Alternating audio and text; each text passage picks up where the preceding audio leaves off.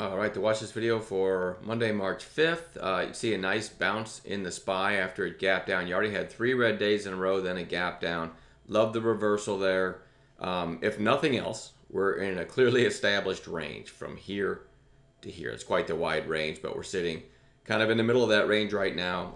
I'm still bullish on the market. I still think there's a lot of positives out there. And if you like the small caps like I do, we're starting to see a turn, and I think those are going to come back in favor here very shortly. So keep that in mind.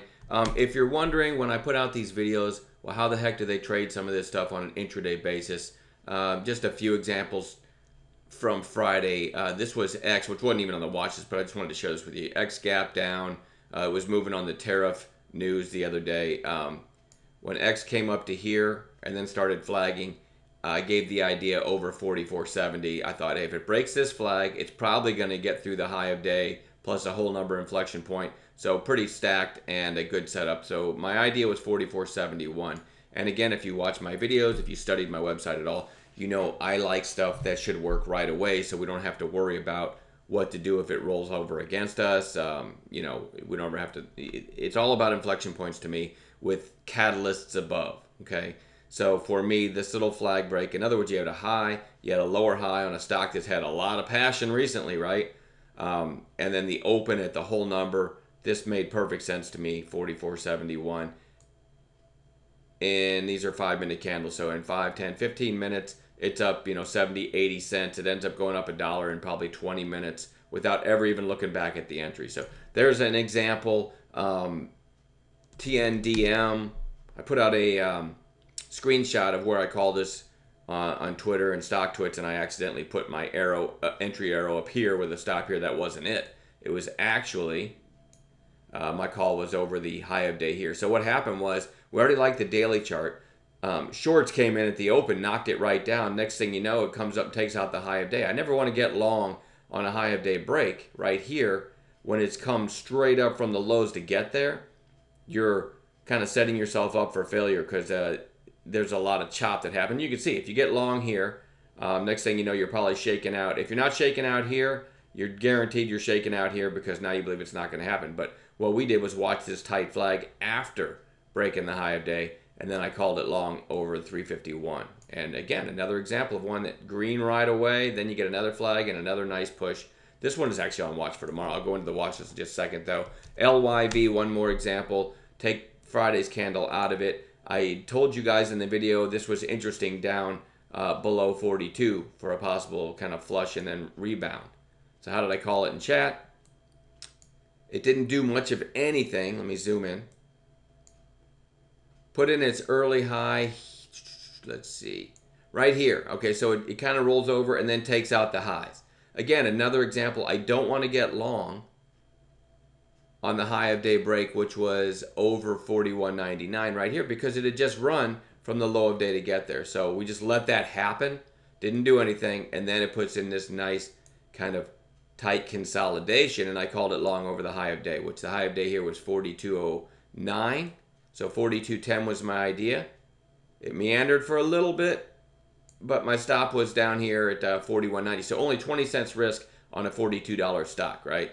So there's the long, there's the stop, and you ended up getting a nice push. Now I ended up making like $700 on that. I still left a ton on the table, but it was a nice low risk setup, quiet entry, and it did exactly what we'd hoped it would do. Nice bounce off that 42 area, but we look to intraday setups to get long with low risk. So if you're ever wondering, hey, they put out a list every night, but what the heck do they do on an intraday basis? There's a few examples for you, all right? So let's go into the watch list for Monday. CNAT, really nice breakout today. You had resistance here around $6. Again, it pierced 6 here but failed, again here but failed, but really nice volume, and it kind of held above 6. So we're going to, it's kind of extended, in the very short term. We're going to see if we can get a low risk, maybe a red to green setup or something. It all depends on, as I just showed you, how these things trade on an intraday basis. I showed you our call on TNDM on Friday. Very nice volume, and you can see back here, it hit 398. You can round that up to 4 in your brain if you want. It hit 4, and then again, had come kind of, let's go back to intraday, had come kind of a long way, right, to break this 4. So 4 is all the way up here. Here's the intraday. So, of course, it's going to chop around for a while. And this one might have to consolidate for a few days, assuming it's going to go higher. Earnings are out of the way now, and it held up really well. So that is absolutely worth watching all week. ZSAN had this crazy move from basically 450 to 11 about a week ago. Came back down and then gapped up on Friday, closing below its open. But again, you can argue that, hey, this is still kind of in the middle of the range of this huge day. So it's absolutely worth having on watch for a low risk long setup on Monday. Again, big volume on Friday. If it hadn't gapped up, I think we could have had a better kind of setup in it. But keep this one on your radar all week. It's very, very interesting. TENX had this massive move on Thursday. I'll give you the numbers there. 441 to 1263. That's insane. Gave back a lot of that on much lower volume on Friday. So this is still a pretty good setup for a possible rip again on Monday. We'll see. We'll see. Again, only with a proper setup. LPCN had this gap up that kind of failed. This would have been, Tuesday? Then on Wednesday kind of ripped. Thursday gave a lot of that back, and then Friday. So it's kind of finding itself, right, and kind of finding a range. Switching to 15-minute candles. I don't really have a spot on this. You could maybe argue a head and shoulders going on in 15s. But if it gets above Friday's high, what's the number there? Let's see.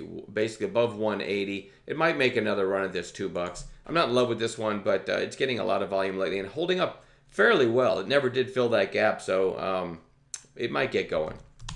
OREX had a really big 3-day move here. Then it put in now what I deem a higher low here and a kind of a quiet inside day on Friday. So this one it's setting up pretty well to maybe make another run at this $1.60. And certainly if it gets above that, it might head to that 200-day. So I'm going to keep our eyes on OREX. SRNE. After the big news, this would have been, Wednesday? Then Thursday, it had a nasty reversal on another red day on Friday. Very nice support right below $7 here, and it definitely held that area again on Friday. So this one's on long watch now that it's got maybe the chaos behind it on long watch on Monday. NXTD had the gap up. Seems to have found support at the 8-day and trying to turn back up here. Decent setup. RADA, this is kind of a quiet one. You can see that back here it hit 225 and then it hit 224 right here on Thursday, inside day on Friday. But this one has earnings coming out, I think, in a few days. Don't quote me on, I don't know the exact date, but let's see, last time it hit earnings was probably this volume spike here. Again, I'm not sure, but it was much higher. I definitely want to watch this one for a potential breakout before earnings.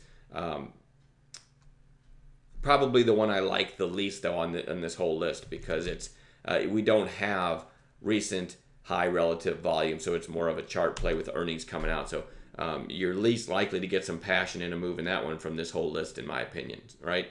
AKER had this nice pop here, nice secondary little flag here. Then it broke out. Has had trouble with the 200-day, but is kind of finding a range, and I think this one might just push back up this week. So let's keep our eyes on that one. I typed that wrong. TEUM had the gap up and a pretty strong day on Wednesday, inside day on Thursday, and it's still holding well on Friday.